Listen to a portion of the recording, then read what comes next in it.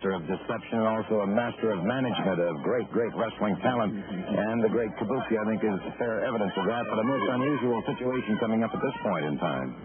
Well, as I had said before, I want to let the people understand what the Dragon Shy match is all about. And just in a moment, I am going to do everything in my power to bash Kabuki as many times as I can with this Kendo stick. Now, Kabuki is going to do everything in his power to see to it that I do not hit him with the Kendo stick.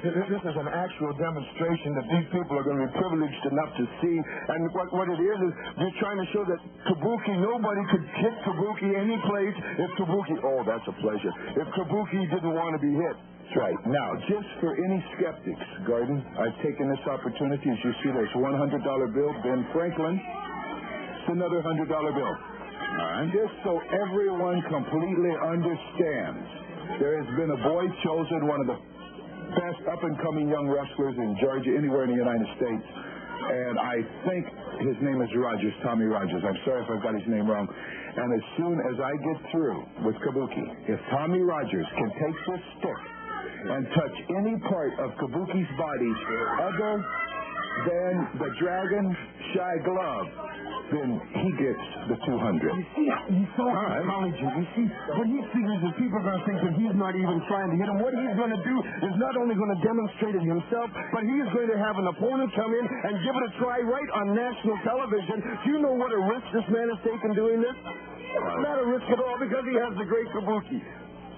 Let's just watch this very, very carefully now. With the Kendo stick, it's Gary Hart. And you see Kabuki watching. He can strike him. Good block. Painted again and again moves. Beautiful. And he has tried now for different parts of the body. Has not been able to... Notice the concentration on Kabuki. Hart even went for a feint there, meaning he tried to hit him and then abstracted him. Perfect. Absolutely, positively perfect. All right. Perfect. Tommy Rogers, I understand, is... let's clarify a point here. Tommy Rogers is not an opponent, per se. Tommy Rogers will be coming out here attempting to, if he can, strike any portion of Kabuki's body.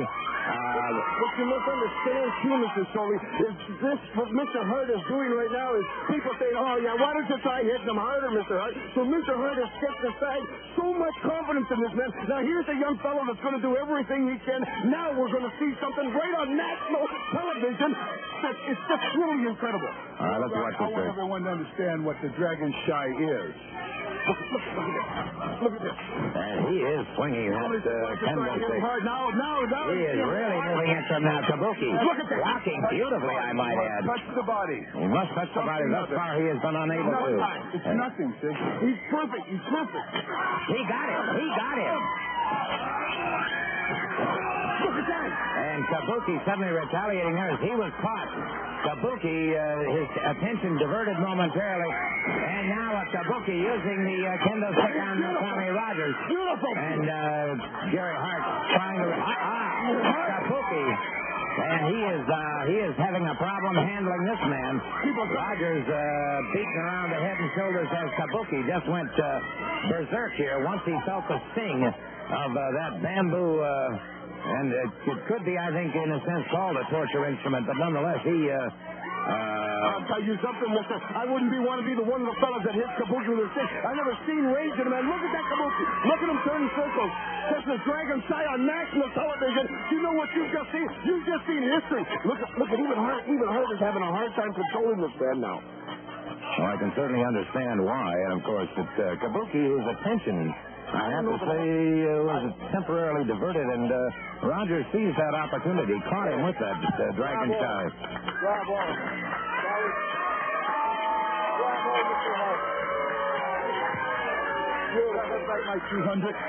Well, no, I don't think you should have back your 200. The understanding when you gave me the 200, and correct me if I'm wrong now, you said if Rogers hits any part of his body aside from the maced arms, then he was entitled to the 200, and he didn't. Did he hit any other portion, Roddy? Just the gloves. He didn't hit anything else but the gloves. Shot him on the side of the back. This is when he...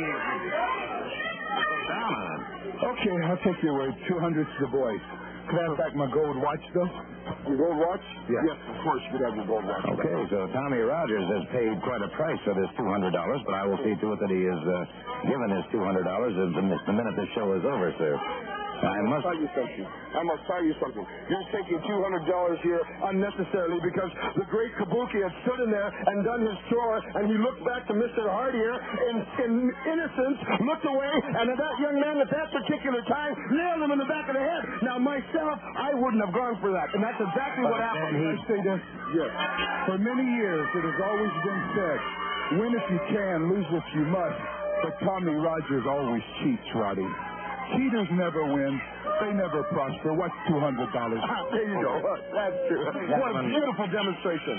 thank you very much. Thank you, Mr. Hart, the Great Kabuki, and thank you, Mr. Piper. That was interesting.